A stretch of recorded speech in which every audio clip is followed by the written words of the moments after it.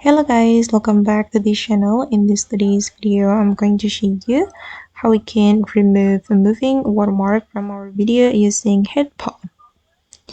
Okay, let's get into it guys. First of all, you can open up your browser and then you have to search for HitPaw website. Okay, this one guys.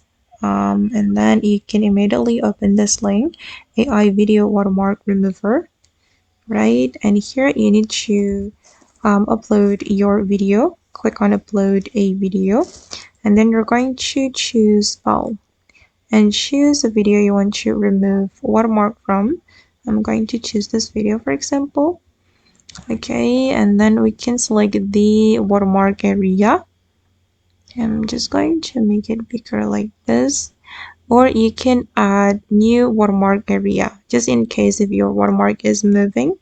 You can add more than one watermark area, but here I'm just going to leave it like that, and then I'm going to click on the preview to see the final result.